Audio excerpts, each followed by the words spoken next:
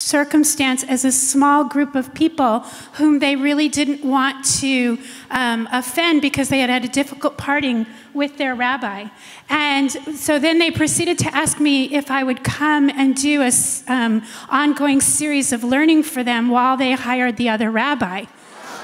It's a true story. So I did two things out of that I think are kind of role reversal in a way here, right? So first I thanked them and told them that I was sure that they meant it in the best possible way, but that if I were the new rabbi who they had hired, who I happened to know and thought was an amazing rabbi, that I would not want to hear, you're the rabbi we want, but we actually think that someone else is more inspiring, so we'd like to bring them to be a teacher. So I wished them a wonderful relationship with that rabbi. And then I started also, because I do a lot of work with synagogues when they're in search for rabbis, and I developed this whole program that I do with search committees now when I can to uncover their biases from the get-go. So that from the beginning of a search process, they can name what those biases are, and by the way, I make them name them in front of each other, and then they can hold each other accountable not to decide based on those biases. Brilliant. So I want the first time I applied for a job, I was a Boston Hebrew College graduate, and I graduated college, and a lot of people similarly, a lot of people in a similar situation, people like Deborah Band's father-in-law, Arnold Band, and others were hired at that stage in their career to teach in the high school.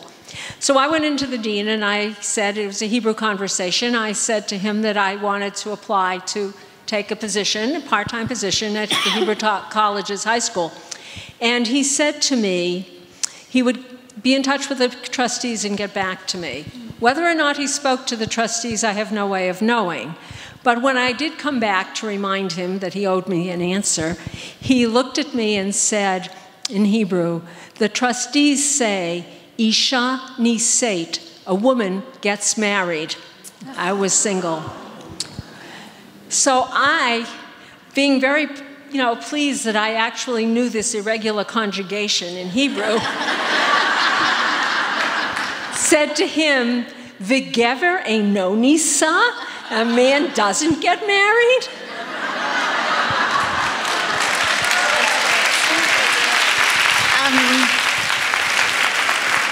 I think I have dozens of these stories.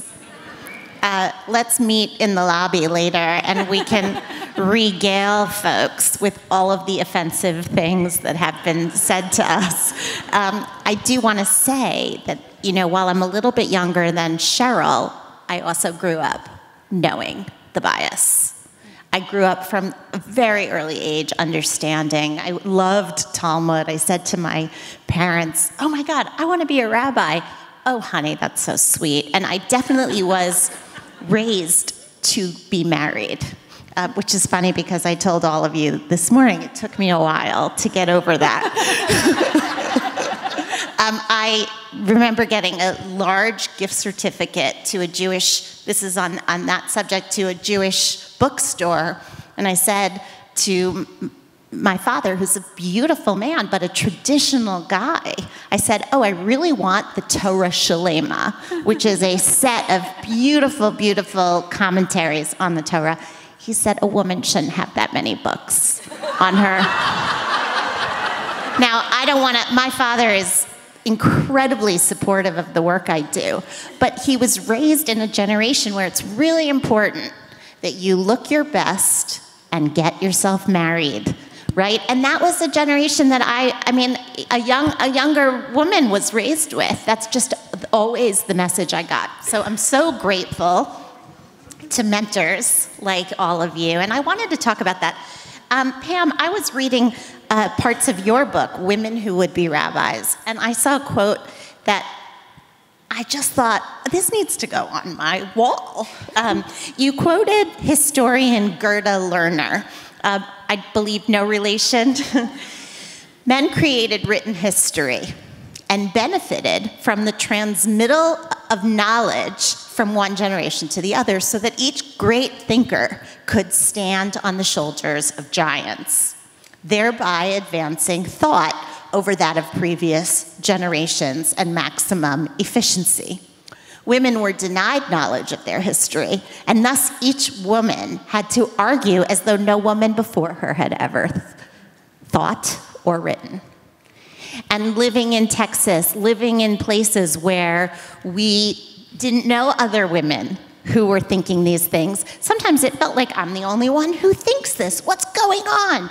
And then the end of this quote is, women had to use their energy to reinvent the wheel over and over again, generation after generation. What's so powerful about this room is that we're hearing, oh, other people think like me. And I wanted to ask each of you to think about who were the giants. Cheryl, you shared a little bit about your mentor, Anne. I wanted to ask a little bit from each of you, who were the giants upon whose shoulders you stood on? Anne, I know your answer to this because you shared it with us. I'd like you to start. Okay, so I have a bunch of earned degrees from 2 different institutions. I have no idea why I thought a woman could be a professor, because in the course of earning all these degrees, I never had one. Not a single woman, that's not a marriage thing, not a single woman professor in the course of all of that education. Somehow, maybe it's my being nearsighted, I just didn't factor that in. And my parents, they didn't either. I mean, they didn't say, like, are you sure you want to do this? There was a time when you know, they had other ideas, but none of it was gendered. So I never had a professional mentor. But I've had other mentors. In some ways, I think my parents were my mentors, especially my mother, who worked really, really hard, and had she been born when I was born, she would certainly have been a professor. She was an amazing teacher. But I never had that professional mentor, except going forward. And in some ways, I would say my rabbinical students, particularly my JTS students in some ways, taught me so much. My late friend Paula Hyman taught me so much. But the formal mentorship, I didn't have it. It's unbelievable. We are so lucky, those who do. Pam, who were yours? So, can I tell you something about Gerda Lerner first? Yes, please. Because I think most of you won't have heard of her. Gerda Lerner was born in Vienna and escaped the Nazi occupation after the Anschluss. She was actually arrested, came to the United States. She was an organizer. She was on the left. And in the 60s, when she was already like in her 40s, she went to graduate school. And she created the field of women's history in the United States, and the reason we have a Women's History Month is because she started it and then got the United States government to pass it. And when I published Women Who Would Be Rabbis, I was on a panel at the American Academy of Religion, and there were 3 of us had published books that year. 2 women wrote a book on Catholic nuns and how they had built the infrastructure for the hospitals and schools in terms of Catholicism. One woman had written about Protestant women who were preachers in the 18th and early 19th centuries during the Great Awakening. And I, of course, had written Women Who Would Be Rabbis. All 3 of us referenced Gerda Lerner, that what she had written about the need for role models just stood out for us. And all of us were engaged in really writing books that were, in a sense, political projects. I started that book by talking about a friend of mine who was in high school, and in a sense, somebody who was a role model. She was very bold and very brash, and in high school I certainly wasn't. And one day she announced, I'm going to be the first woman rabbi. So we come home from college, and Rabbi Prezant has just been ordained in 1972, and I said to her, oh, Janet, do you still want to be a rabbi? And she goes, no, somebody already did that. But it was that kind of thinking out of the box. So unlike Anne, because I went to a women's college, I went to Douglas, the women's division of Rutgers. I know I'm not the only one here. But at women's colleges, you often had female faculty. And so I had I saw female professors. They weren't necessarily my role models. I didn't really like calculus, and this woman taught calculus. But I certainly had role models, and I have to say that very much like Anne, Paula Hyman, who was not directly my mentor, was an extraordinary influence. When I was about to finish my master's at Ohio State University, I had I was studying with Bob Chazen, and he had me to Shabbat dinner, and I was going to go to law school, and because I knew women were becoming lawyers at that point, and I said to him, well, I can't get a PhD in Jewish history because all the people I know who are teaching Jewish history are rabbis and professors, and I didn't want to go to HUC. I would have only gone to the seminary. And he said to me, there's Paula. And I don't know if I ever told her that story, but she certainly was held up to me as an extraordinary role model. So when I talk to future rabbis and rabbis out in the field, one of the things I really try to do in this area is to distinguish between supervisors, role models, and mentors. Because if we're lucky, the three are one and the same, but we usually mean one of those when we see the other. And in my experience, particularly when it comes to rabbis, many rabbis think they're really great mentors. And if you talk to the rabbis who are looking to be mentored by those rabbis, they will tell you that what that means is something different than what they receive. A great example of this in American Judaism is that when an assistant rabbi begins in a synagogue, it's usually the next day that the senior rabbi goes on vacation. And so, right, like that's not mentoring, that's not even supervising. So, in part it depends on what I mean by this question, but I will say that I hadn't really thought, but I think that Dr. Lerner and Dr. Hyman were probably the only female professors I had in the undergraduate college at JTS, and that's in the mid to late 80s. But there were many rabbis who I can look back on now and see were role models for me, male and female. And many who, introduced different pieces to me. But I have to say that today, standing here, I would say that there are two categories of people that are my greatest mentors. One is the variety, and I'm not saying this just to stroke you guys, but the variety of lay people that I've encountered as a dean of the rabbinical school nationally and in the LA community are, for me, incredible role models and mentors both, as I think about what's realistic, what can people really hear, what's the pulse of what's happening out in the world. And so to all of you in this room who represent all of those people, I say thank you. And the second category is my students, these people who are gonna be rabbis, who, frankly, many of them come from far more outrageous or far more ecstatic religious experiences than I ever did. I used to think I came up through a very vanilla kind of upbringing as a conservative Jew who went to USY and Ramah and, Solomon Schechter, and then went to JTS.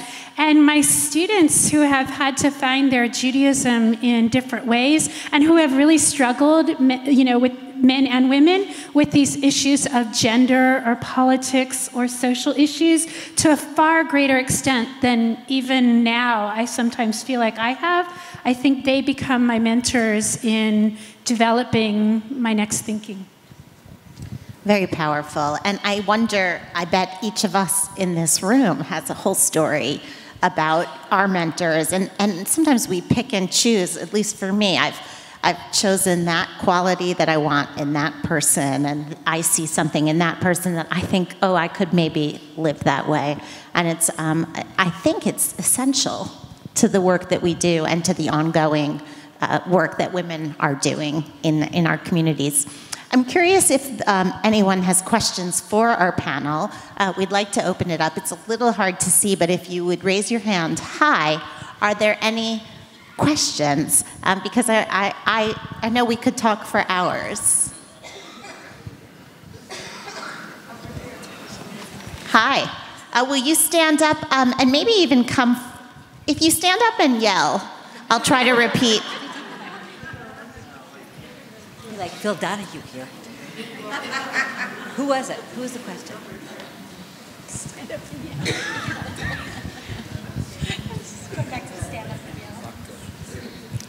Hi. I hope I don't get in trouble for asking this question. In our synagogue on Saturday morning, we have the practice of saying the Emerita twice, one during Shacharit and then during Musaf. And the first time we sing it with just the patriarchs, and the second time we sing it with the matriarchs and the patriarchs. And that really bothers me, and I'm wondering if you could provide some advice as to how to approach that situation. That is an amazingly specific and interesting question.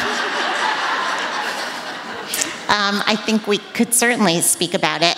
I just want to be sure that before we get to it, I'd like to hear what are the questions in the group, and then maybe we'll sort of put together some answers. I love that question, and I have a feeling we have what to say, but are there other questions?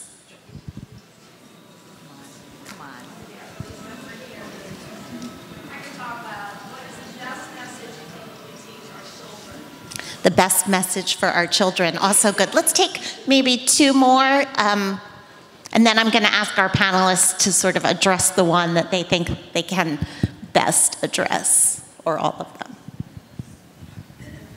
Hi, I'm Sarah Goldenberg from Beth Judea in Long Grove, and my friends and I get identified as the kids in our congregation because we more or less break the generation gap.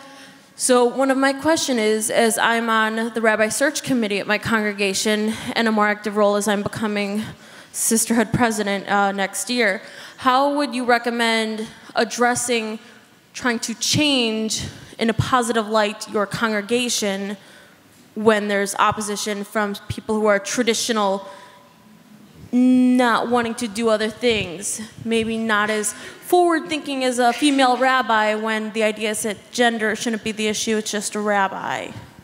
Thank you. Other issues. I think that goes with the question about the imahot, the matriarchs and the patriarchs. Thank you for that. Let's get two more. I see two more hands, and then we'll address some of these.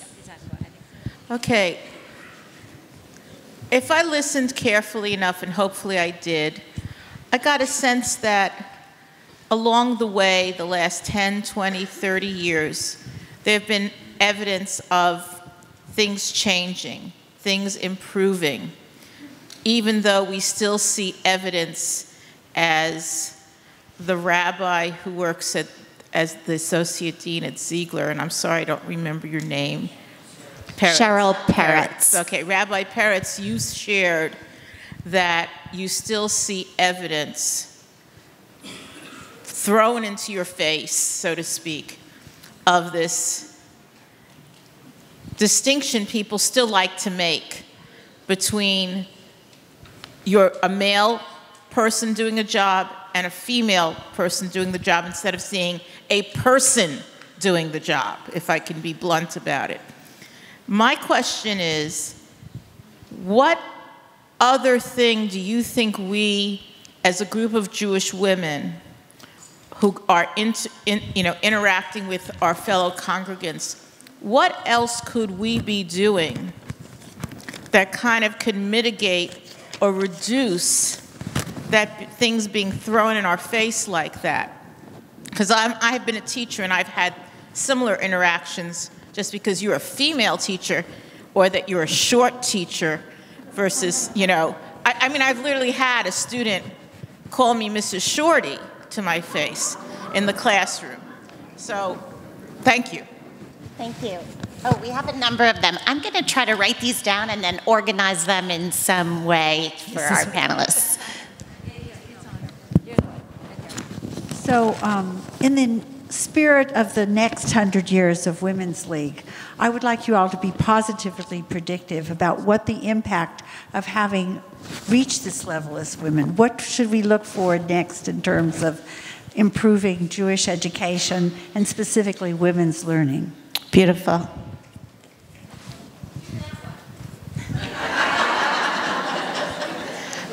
On a similar note, as a young Jewish woman, what do you see as the major challenges for Jewish women of my generation in the future? Beautiful. So a little bit of a, oh, I'll take that microphone back. Do you want any more questions? No. Oh, okay, it sounds like we have two more that are essential. Hi, I'm Karen Deutsch from Valley Beth Shalom in Pacific Southwest. Basically, I want to ask a question that isn't really a feminist question, but more of a conservative Judaism question. And that is there a focus somewhere in conservative Judaism to stop being apologetic that we're not Orthodox? That if one of our members has a 3-hour separation between meat and dairy, we should enlarge our 1-hour separation to 3 hours because we wouldn't want to insult someone who is more religious than we are. If some people may be Shomer Shabbat, and therefore they should not allow any people to come to a Shabbaton on Saturday morning.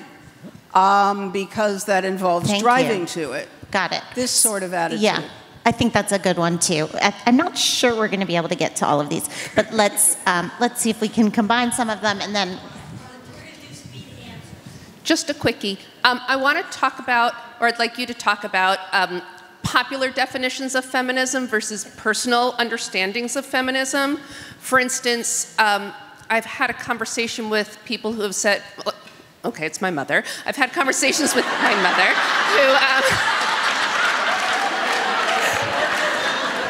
who will talk about, says, well, she's a real feminist. She didn't change her name when she got married.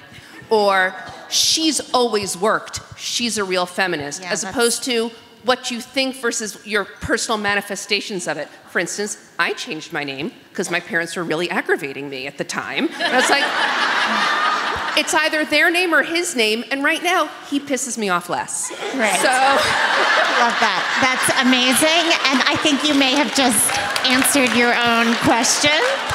That was really fabulous, and I think, right, we have as many definitions of feminism as we do members in this room. Let's start with, did you want to respond to that? I'm going to kind of respond to all of this. Okay, and then I might break them down. So I want to start by saying that I think that we sometimes forget that most of us sitting here in this room are living in a time of incredible fortune and also privilege, that women have the ability to make their own choices. And so I want to start there because I think with that fortune and privilege comes the responsibility for deep reflection. Because in my experience, as a rabbi at least, much of the bias that I experience, and by the way, it's not every day, all day in my face. I love my job, I love being a rabbi, and there are few incidences that you remember. But many of those come from other women. Right. And I want to say that regardless of whether it's men or women, if we're all being really honest, and I'm including myself in this, and I said this at a Pacific Southwest region event a few months ago, which is, I think, how I got invited to this conference, Carol.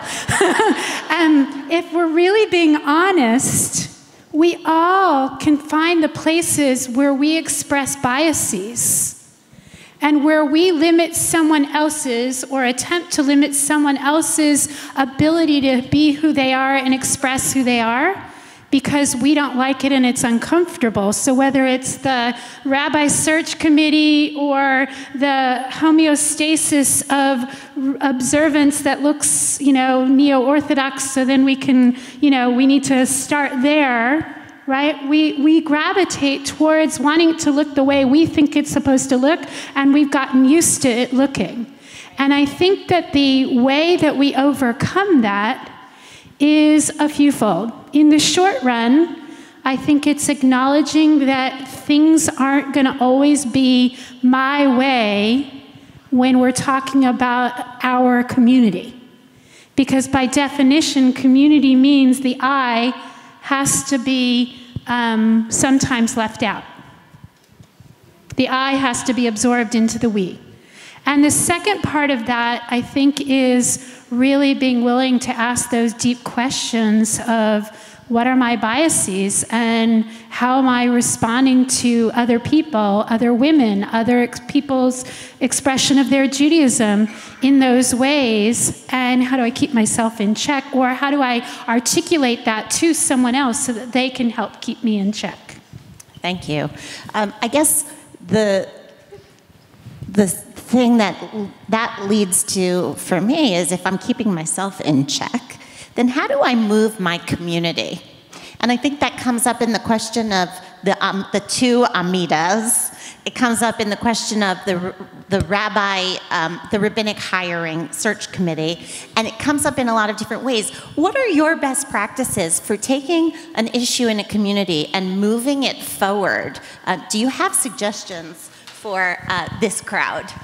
Well, in terms of the Amidah, my off-the-cuff suggestion is to have one do only the avot, and the other do only the imahot, because that seems to me to be fair, and after a while, I think people will manage to come to a reasonable conclusion.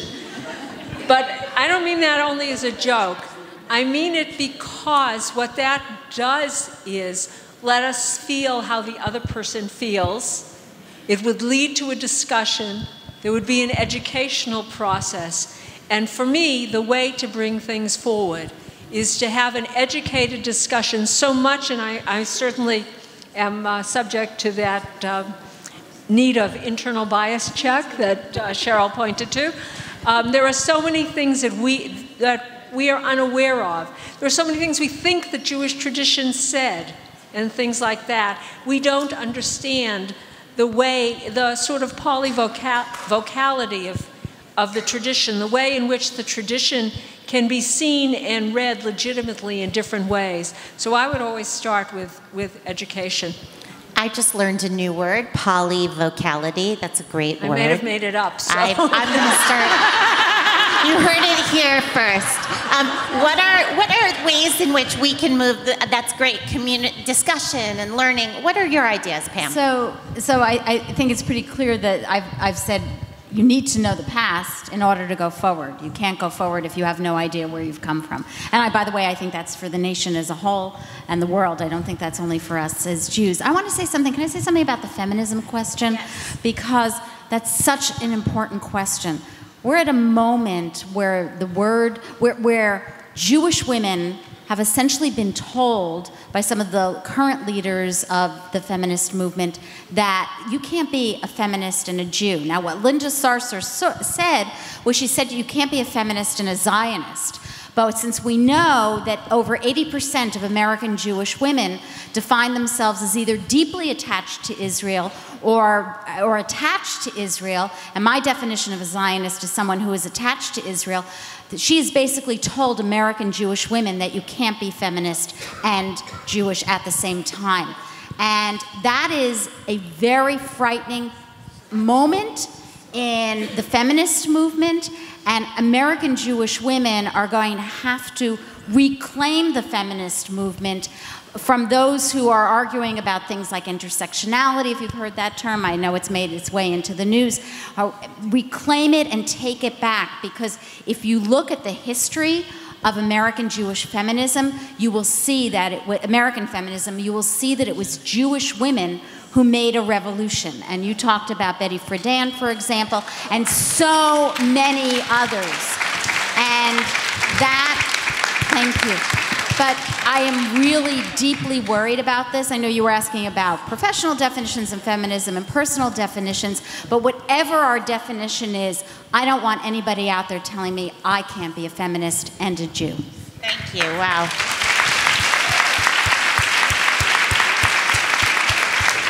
Very powerful. And so, Cheryl, other thoughts on moving a community through different challenges where we want them to go? So it's great to say this right after Pamela said what she did, because, I used to say that I'm not a political feminist. I'm an experiential feminist, right? Meaning that if you use the word feminism or talked about arguing for change in policy, that I would bristle against. But if it was just about evolutionary change in behavior, I was a part of that. Right?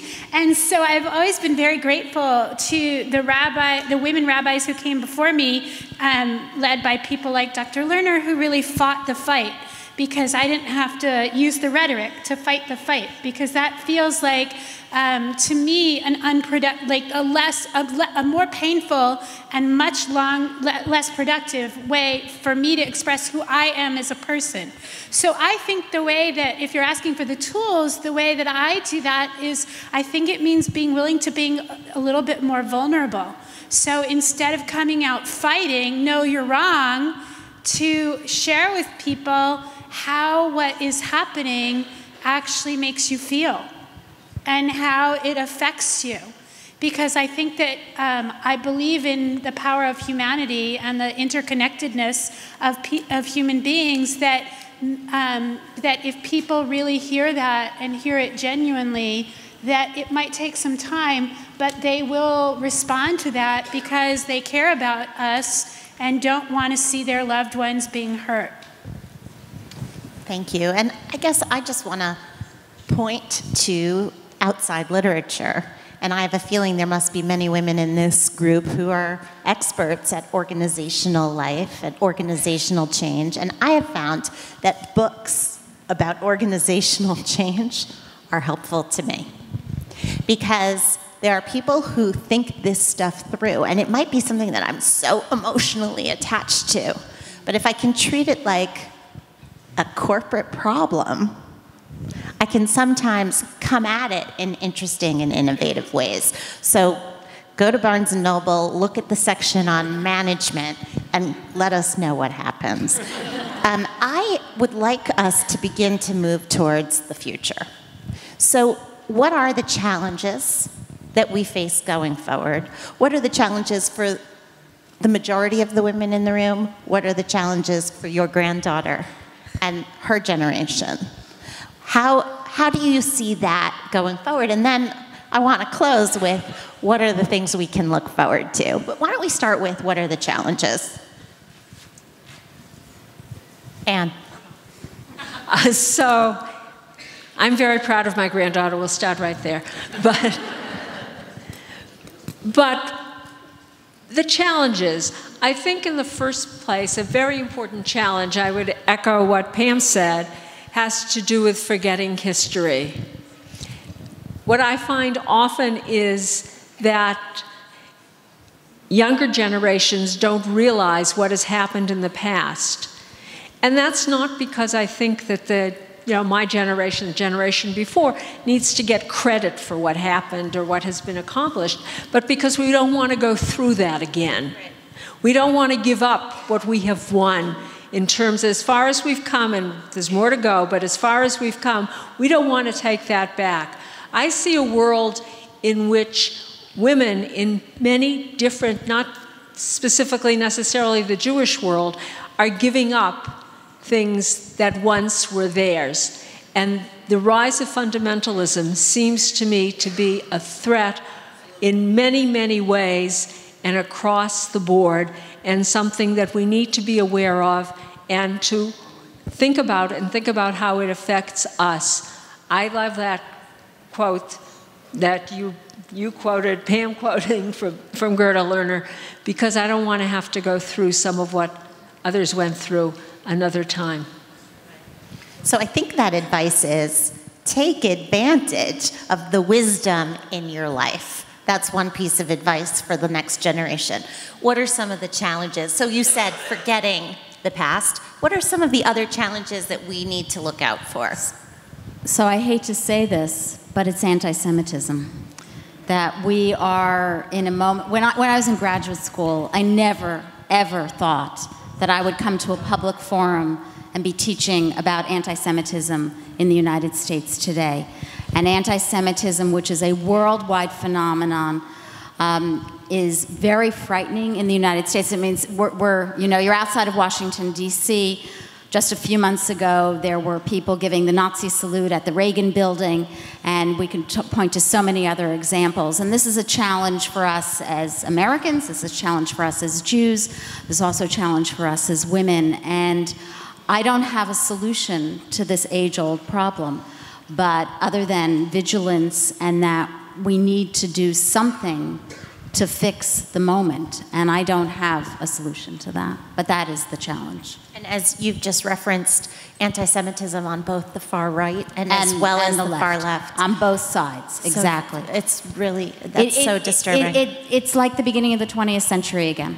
I don't believe history repeats itself. I think what happened is that the forces of anti-Jewish hatred, the sewer covers were essentially taken off, and so things that people in certain polite society would never have said, now that they can say. And it's a scary time to be a Jew, and it's very scary for Jewish students on college campuses, and that especially for your granddaughter. Very scary moment. So I want to highlight two different poles of challenge that I think we face. And the first, I think there's no better time to talk about that than today when it's Rosh Chodesh Menachem Av, of the month of Av, when we're about to go into Tisha B'Av, and remember that the greatest destruction of communal Jewish life came, as the rabbis tell us, because of hatred amongst Jews. And so it's sort of what Dr. Lerner was talking about, the fundamentalism, because I think that we are at a turning point in both the Jewish world and the secular world, where if we are not vigilant in letting our voices be heard and being active on the issues that are important to our identity as women, as liberal Jews, as humans in the world, that we are then allowing that fundamentalism to take over. And so the challenge for us is to stay active, involved, and letting our voice be heard and helping to recruit others as well. And I think, again, in the secular world and the Jewish world. On the other side, I worry that our attempt to be so inclusive, and I am someone who wants us to be inclusive, leads us to such universality that there's no longer any Jewish particularism. And so I think that we have to be equally vigilant in a way that we make space for everybody to be who they are, and to still say that communities define themselves around certain values, ideas, practices, etc., and those don't have to be incompatible, because we choose our different communities based on finding those shared values. So if one Jewish community even isn't the community that shares my particular values, there should be, and there are, a plethora of others that we can help people find. And so I hope that we can respond to that challenge as well. My answer to the challenges sometimes makes me feel like a Pollyanna, but I do need to say that I think we still are struggling towards civil discourse. And I worry that I'm too inclusive on the civil discourse issue. There should be some things that are out of bounds, but I still believe that we need to work on that continually. We want to be included in the larger Jewish family. We want to include others in the larger Jewish family, and that, for me, that's something that I've been thinking a lot about. Let's end with some hope. Where are we headed? What do you imagine for us in the next dozen years, in the next 100 years, if we could be so hopeful, what will Talia experience in her lifetime, and what might we hope for in the best of all worlds for women in conservative Judaism, or perhaps you want to have a wider demographic in this answer? Does anyone feel moved to begin? Cheryl. I'll start. That I don't question feel moved was to begin, a but little nobody bit else broad. So first of all, I have to say that I really deeply believe spiritually, faithfully. Cheryl, I think you should bring your microphone closer. Sorry. Okay, I really deeply believe spiritually with great faith in the idea that we are the people who always hold on to hope. And so I'm an eternal optimist. And so I believe that we are struggling. We have seen times of struggle, and that we will emerge stronger because of it. And I also believe that sometimes the fact that things are brought up and in the moment decided in a way that might not be consistent with what we want is actually not a bad thing, because it's now part of the conversation. And I think about, I don't remember how many years ago it was now, when the original discussions around same-sex marriages were coming up, and some of the states were passing laws saying that marriage was defined only between a man and a woman. And in the short term, that was real loss. And for the people who it affected, who couldn't get married, of course, my heart bled for them. But the fact that the states were even having that discussion is what eventually opened up the conversation for our Jewish community to address it in a more complete way, our conservative Jewish community, conservative with a big C, although maybe a little C too in this case, but also paved the way for the Supreme Court to make the decision that it did. And so I truly believe that we will continue in the long run to see a time when the outcome of the struggle for equality will continue to move us forward in new ways, even as it feels like maybe sometimes we're going to take 2 steps backwards before we take another step forward. So the great philosopher Shimon Ravidovich once said that the Jews are the ever-dying people, that we're always worried. Every generation is completely worried that, we're going to be wiped out. There was in the 1960s, some of you might remember a magazine called Look Magazine, and they did an article about how many Jews there would be in the world, and I don't remember the year, but maybe 2050 or something like that. And Look is long gone, and the Jews are still here. So I'm like you, optimistic about the future. The one thing that I know is that every generation of Jews, very much like your granddaughter, asks the question, what's the future going to be like? And each committed generation of Jews invents their own answers. 100 years ago, Mathilde Schechter and her friends, the answer was the creation of Women's League. And look at you, you're still going strong. And so are a host of other organizations that were founded at virtually the same moment in time. Women of Reform Judaism, Hadassah, the women's branch of the Orthodox Union. So that was an answer, and then it was an answer at that moment, and it's been invented and reinvented. And I'm actually quite optimistic that Women's League will be going strong 50 and 100 years from now. But there will also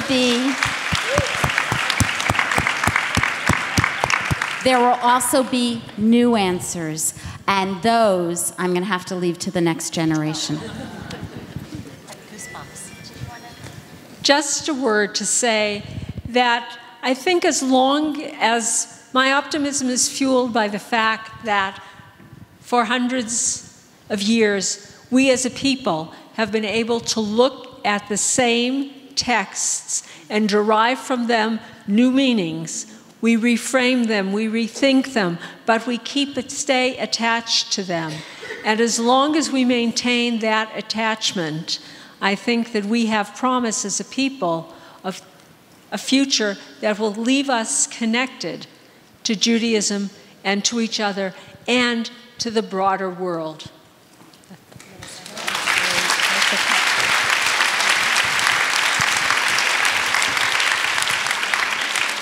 So here's what gives me hope, this panel.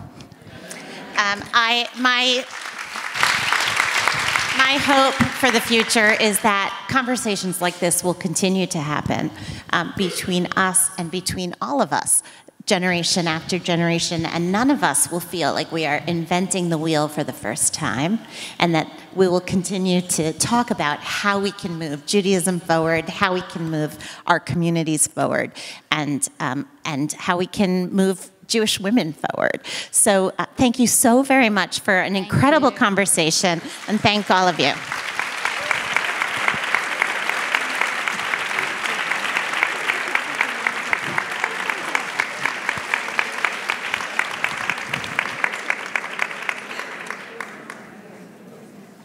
Many, many thanks to our panelists. Dr. Lerner, Anne, who has so magnificently served as a role model to us through the years, and to our other panelists, Dr. Nadel, Pamela, Rabbi Peretz, Cheryl, and Rabbi Soslin, Abby. Our heartfelt thanks to you all for sharing yourselves with us tonight. It has been a wonderful evening, one in which we have had the opportunity to recognize the developing and continuing role of feminism, of women. The presentations and discussion have given us much to ponder about our own paths, to explore our own perceptions and biases, to educate ourselves and our congregations, and to discover the past in order to go forward so we may understand where we have been and where our activities and energy might take us. And on another note, delegates, as you know from yesterday, we are sharing our convention with the world. It's been exciting to see your thoughts and photos online today. Keep it up. And remember to tag your friends both here and at home, and expand the reach our convention is getting. Hashtag WLCJ100. And now, some housekeeping.